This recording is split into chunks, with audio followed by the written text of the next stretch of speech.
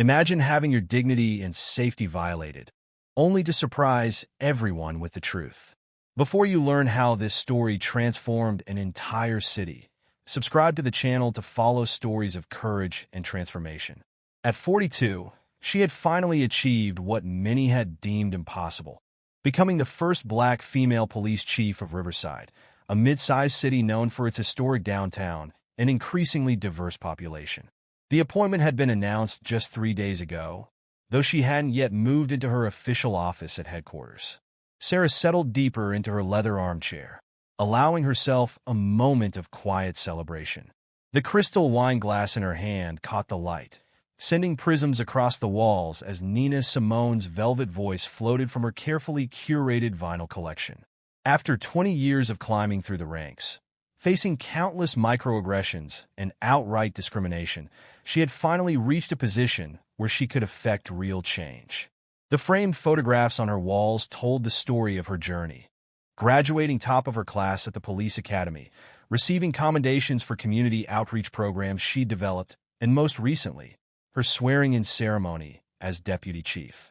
Each image represented a battle won, a barrier broken.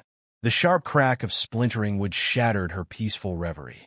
Sarah's wine glass slipped from her fingers, crimson liquid spreading across her cream-colored rug like blood. "Police! Open up!" The command came too late. Her front door had already given way to the battering ram. 6 officers stormed in, weapons drawn, flashlight beams cutting through the dim lighting. "Hands where we can see them!" barked a voice she recognized as Lieutenant James Cooper, a veteran officer known for his old-school tactics and resistance to departmental reforms. Sarah slowly raised her hands, her heart hammering against her ribs even as her mind remained surprisingly clear. Years of training kicked in, allowing her to analyze the situation even as she complied with their commands. The officers moved through her home like a practiced unit, but their movements betrayed an underlying tension. They knocked books from shelves, upended cushions, and rifled through drawers with an urgency that seemed more personal than professional. Sarah noticed Cooper's hands trembling slightly as he held his flashlight, his face masked with an expression she'd seen too many times before. Fear mixed with something darker, more primitive. "What is the meaning of this?" Sarah's voice cut through the chaos, steady and controlled despite the adrenaline coursing through her veins. Cooper turned toward her, his jaw set in a hard line. Anonymous tip about suspicious activity. Reports of unauthorized individuals entering and exiting at unusual hours. Sarah felt a familiar weight in her chest. The same weight she'd carried since her first day on the force, when a senior officer had accidentally locked her in a supply closet for 3 hours. The weight of knowing that no matter her achievements, some would only ever see her skin color first. But something had shifted inside her. Perhaps it was the weight of her new responsibility, or maybe it was simply that she'd reached her limit. With deliberate movements, Sarah reached for her purse, ignoring the way the officers tensed at her motion. She withdrew her badge, not her old detective shield, but the gleaming gold star of the chief of police.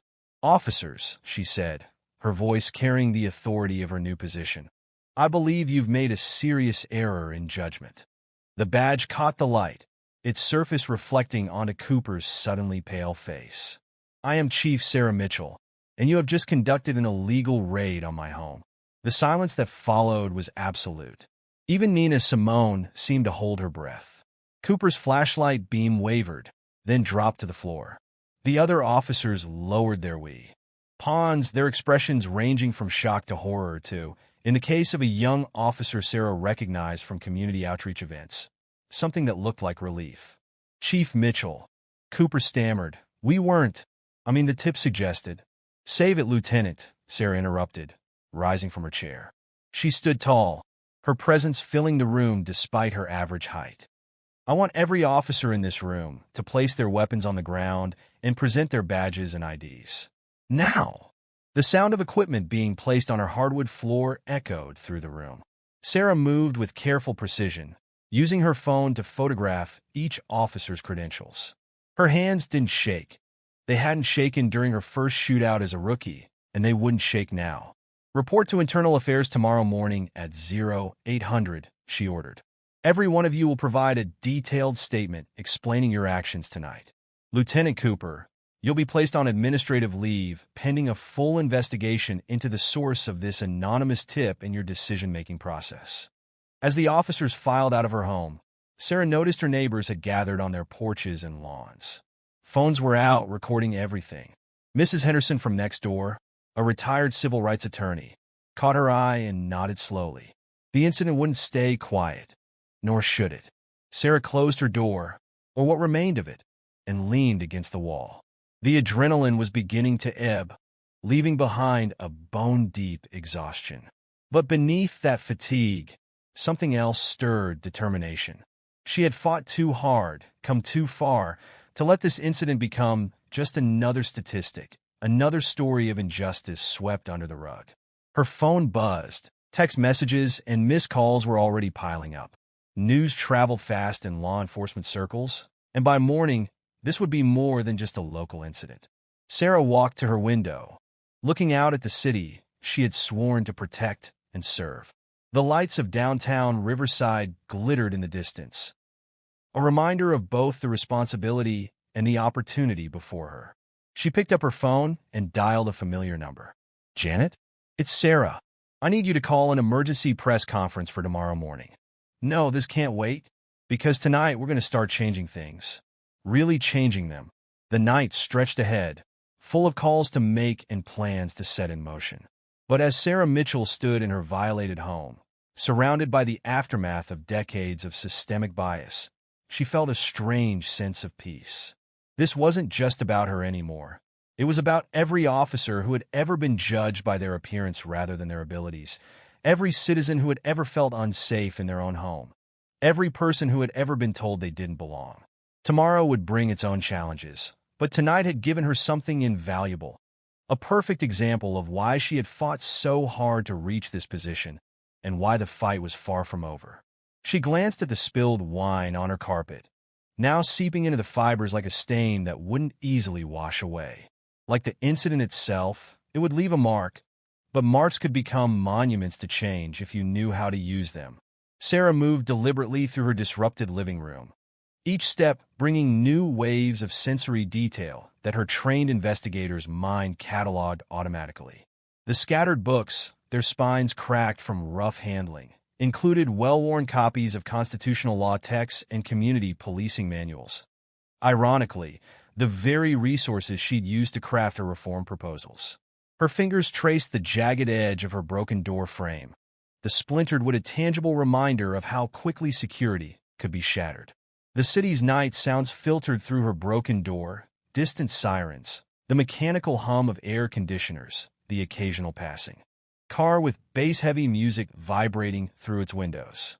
Each sound reminded her of the community she served, the lives intertwined with her responsibility.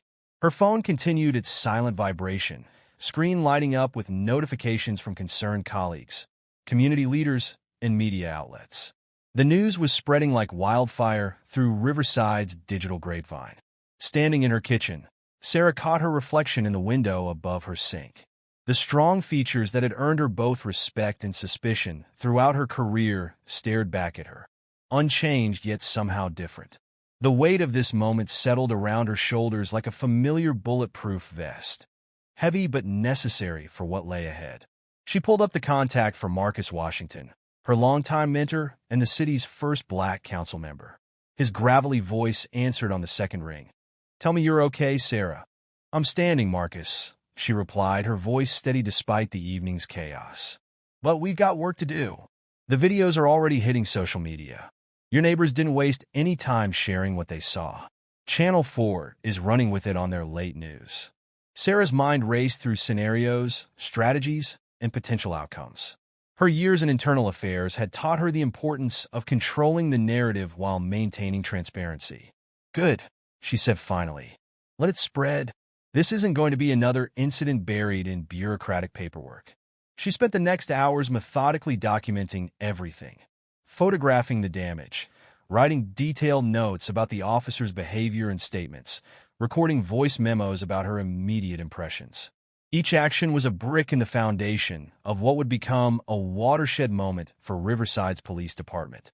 Around 3 in the morning, Sarah finally allowed herself to sit at her kitchen table, a fresh cup of coffee warming her hands. Her dining room had become a command center. Laptop open to email chains and preliminary incident reports, legal pad filled with action items and talking points. The first rays of dawn were beginning to paint the sky in shades of purple and orange when her doorbell rang. Janet Chun, her newly appointed public information officer, stood on the porch with a garment bag and a determined expression. "I brought your Navy suit, the one from your swearing-in ceremony. The symbolism will play well on camera." Sarah nodded, appreciating Janet's attention to detail. As they prepared for the press conference, more allies arrived, community leaders, fellow officers who had risen through the ranks with her, civil rights attorneys offering their services pro bono. Her violated home became a war room for positive change. The press conference, held on the steps of City Hall, drew crowds that spilled into the surrounding streets. Sarah stood at the podium, sunlight glinting off her chief's badge, and spoke with measured passion about systematic change, accountability, and the bridge between law enforcement and community trust. "Last night, I experienced what too many of our citizens have faced, the terror of an unwarranted police intrusion," she began, her voice carrying across the hushed crowd. "But unlike many victims of such incidents, I hold the power to ensure this becomes a catalyst for real change, not just another statistic." The reforms she announced were comprehensive and immediate. Mandatory body camera reviews, enhanced de-escalation training, community oversight committees with real authority, and a complete overhaul of anonymous tip verification procedures. Each proposal was a direct response to the failures that had led to the previous night's incident.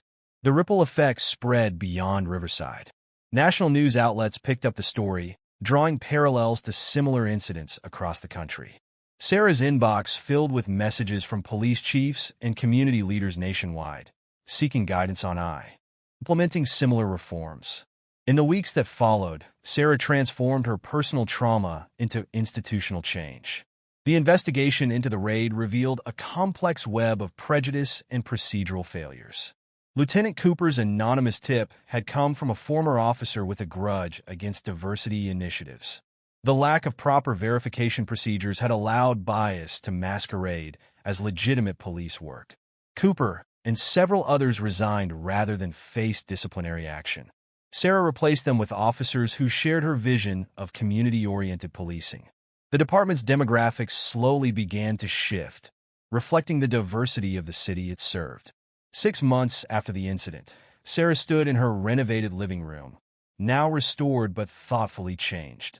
The new door was stronger, but with a large window panel, a symbolic gesture of transparency. Where her old vinyl collection had stood, she'd installed a community bulletin board displaying thank you notes from citizens and progress reports on police reforms. The evening news played quietly in the background, showing footage of Riverside's new community policing programs in action. Officers and citizens working together at neighborhood events, youth mentorship programs flourishing, complaint statistics showing marked improvement.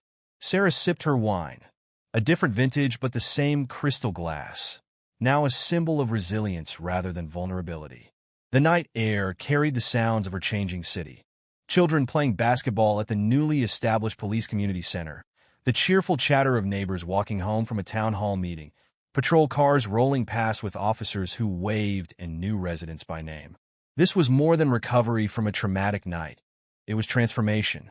Sarah had turned violation into victory, fear into reform, and most importantly, had shown that change was possible when courage met opportunity.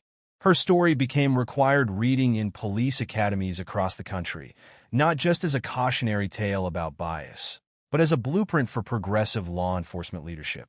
The light outside faded to dusk, and Sarah Mitchell, chief of police, stood at her window once again.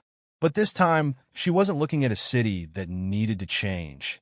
She was watching one that was changing, one relationship, one policy, one day at a time. The weight on her shoulders remained, but it had transformed from a burden into a balance, holding together the past she had survived and the future she was building. In her pocket, her phone buzzed with a message from a young officer she'd recently mentored, the department's newest black female sergeant. asking for advice about community engagement strategies. Sarah smiled, understanding that while some battles had been won, the real victory lay in ensuring that those who came after her would find doors open rather than broken and bridges built rather than barriers. The journey ahead was still long, but every step forward was a step away from that night of broken doors and shattered trust toward a future where justice truly served all. Sarah Mitchell had not chosen to become a symbol of change, but she had chosen to transform a moment of crisis into a movement for justice. And in that choice lay the true measure of leadership, the ability to see beyond personal pain to collective possibility, beyond immediate reaction to lasting reform. As nights settled over Riverside, the city pulsed with new energy, a rhythm of change that had started with one woman's refusal to let injustice stand. The story of Sarah Mitchell and her broken door had become more than a cautionary tale. It had become a promise of what could be achieved when courage met conviction, when leadership met opportunity, and when one person's moment of crisis became a community's catalyst for change. The stars emerged above Riverside, their light reflecting off the windows of the police station downtown, where a new generation of officers was learning what it truly meant to protect and serve. And in her living room, Sarah Mitchell raised her glass to them all. The officers who chose change over tradition, the citizens who chose trust over fear, and the future they were building together, one reformed policy, one changed mind, one healed relationship at a time. The next morning brought with it a fresh perspective on what leadership truly meant in times of crisis. Sarah's phone lit up with a message from Officer Maria Rodriguez, one of the department's most promising young recruits. "Chief, the community center is packed. They're all here for the town hall." Sarah adjusted her badge, the golden surface catching the morning light streaming through her newly installed windows. The renovation of her home had become a metaphor for the department's transformation. Stronger foundations, more transparency, but with the scars of the past preserved as reminders of why change was necessary. Walking into the Riverside Community Center, Sarah was struck by the diverse crowd that filled every available seat. Elderly residents who had witnessed decades of broken promises sat alongside young activists armed with smartphones and determination. Off-duty officers mingled with community leaders, their conversations animated but constructive. The podium stood at the front of the room, but Sarah chose instead to walk among the people, microphone in hand. "A year ago," she began, her voice carrying the weight of experience, "I stood in my own home as it was violated by officers who saw suspicion in the color of my skin. Today, I stand before you not just as your police chief, but as someone who understands both sides of the badge." The silence in the room was profound, broken only by the soft whir of ceiling fans and the occasional click of cameras. Sarah continued moving through the crowd, making eye contact with faces she now knew by name. Mr. Thompson, whose grandson had recently joined the force, Mrs. Rodriguez, who had transformed her corner store into a neighborhood watch hub, Officer Chun, who had pioneered a successful youth mentorship program. "The statistics tell part of our story," Sarah continued, gesturing to the presentation screen behind her. "Excessive force complaints down 68%. Community participation in police oversight up by nearly 200%. Response times improved across all neighborhoods, regardless of demographic makeup." But numbers couldn't capture the real transformation. It lived in the small moments. The former gang member who now coached basketball alongside police officers, the elderly woman who no longer crossed the street when she saw a patrol car, the young black boy who declared at career day that he wanted to be a police officer just like Chief Mitchell. Sarah's reforms had extended far beyond procedural changes. The department now required officers to spend at least 4 hours per week in community engagement activities, not as authorities but as neighbors. The anonymous tip system had been completely overhauled, with a civilian oversight committee reviewing all raid requests before approval. The training academy curriculum had been rewritten from the ground up, with heavy emphasis on cultural competency and de-escalation techniques. Body cameras were no longer just recording devices, but teaching tools, with weekly review sessions where officers could learn from both mistakes and successes. Lieutenant Cooper's resignation had sparked a domino effect. leading to a department-wide reassessment of leadership positions. The command staff now reflected the diversity of Riverside itself, not just in terms of race and gender, but in background and perspective. Former social workers, educators, and community organizers brought fresh approaches to law enforcement challenges. As Sarah concluded her presentation, she noticed a familiar face in the back of the room, Officer James P. Itterson, one of the junior officers present during the raid on her home. He had chosen to stay with the department, embracing the changes and becoming one of their strongest advocates for reform. A police department is only as strong as the trust it builds, Sarah declared, her voice firm with conviction. And trust isn't built through force or fear, but through consistent actions that demonstrate our commitment to justice for all. The applause that followed wasn't just polite acknowledgement. It was the sound of a community that had begun to believe in the possibility of real change.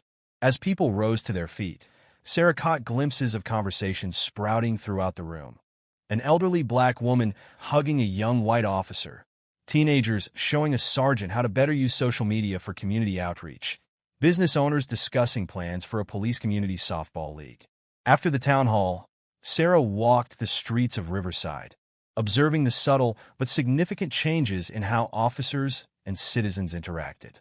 Patrol cars drove slower through neighborhoods, windows rolled down to allow for easy conversation. Officers knew the names of local business owners and challenged kids to impromptu basketball games during their breaks.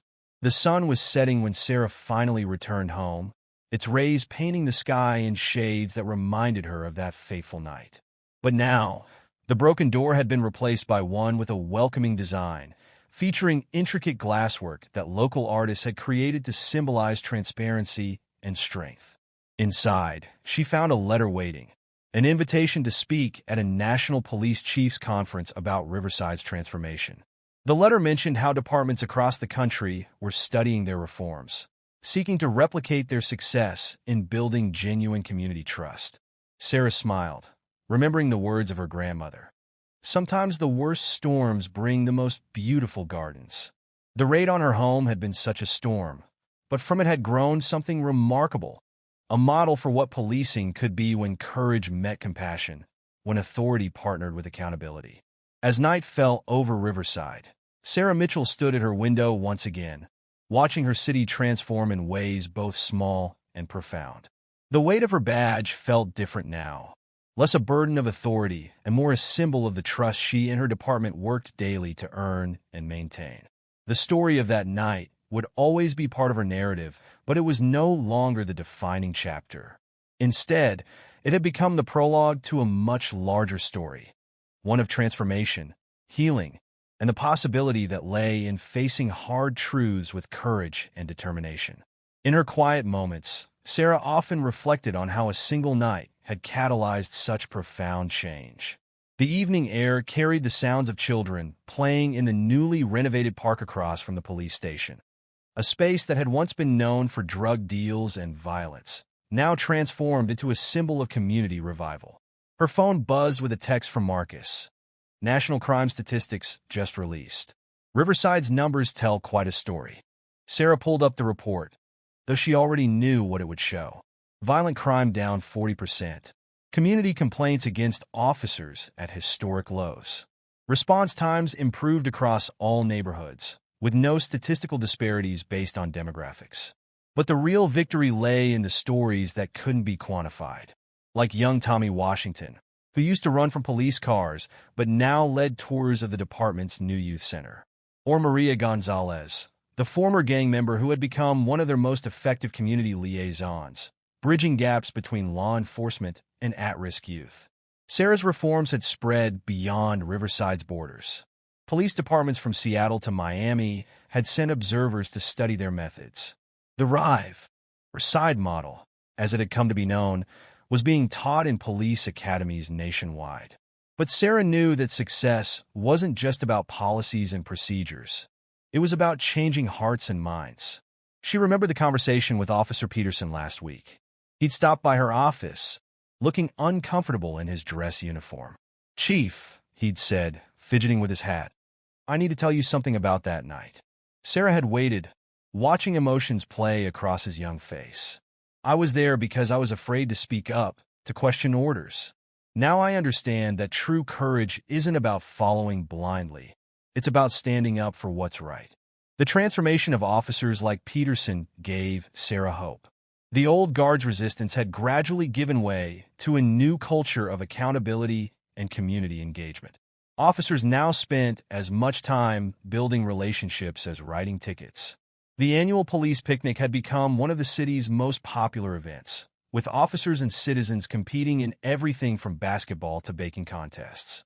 Walking through downtown Riverside, Sarah noticed the subtle changes that marked their progress. Store owners who once hurriedly locked up at the sight of patrol cars now waved officers in for coffee. Teenagers who had perfected their hostile stares now stopped to chat about their college plans. Even the graffiti had changed. Where there had once been anti-police slogans, there were now murals celebrating unity and justice. The police station itself had undergone a physical transformation to match its philosophical one. The fortress-like facade had been replaced with large windows and open spaces.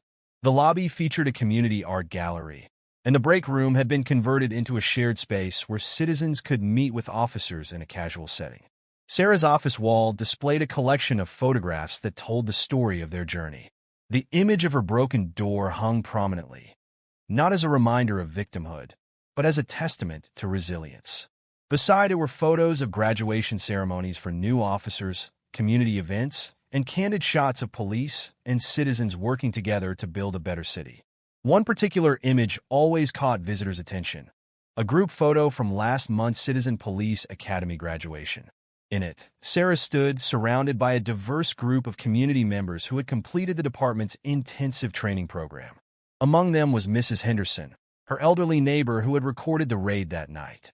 She had become one of their strongest advocates, speaking at community meetings about the importance of engaged citizenship in maintaining police accountability. The sun was setting over Riverside as Sarah prepared for the evening's Community Safety Council meeting. These monthly gatherings had become a cornerstone of their new approach to policing. Citizens and officers worked together to identify problems and develop solutions, creating action plans that reflected the needs and resources of each neighborhood. Tonight's agenda included a proposal for expanding their youth mentorship program, a discussion of traffic safety improvements suggested by residents, and updates on the community policing initiatives that had made Riverside a model city. But more importantly, it was another opportunity to strengthen the bonds between those who served and those they protected. As Sarah gathered her materials, she paused to straighten her badge, the same one she had shown the officers that night. Its surface was slightly scratched now, bearing the marks of years of active duty. Like Riverside itself, it had been tested and transformed, emerging stronger for the experience. The meeting room filled quickly, the familiar faces of community leaders and officers mixing with new ones.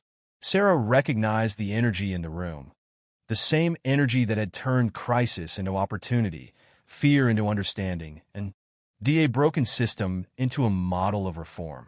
As she called the meeting to order, Sarah caught sight of a young girl in the back row, wearing a toy police badge and watching with bright, hopeful eyes. In that moment, she understood that their work wasn't just about fixing the past or improving the present. It was about building a future where such badges would represent not fear or power, but trust and service.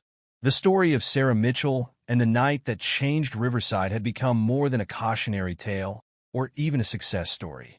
It had become a blueprint for possibility, a reminder that true change begins not with policies or procedures, but with people willing to stand up, speak out, and work together for something better.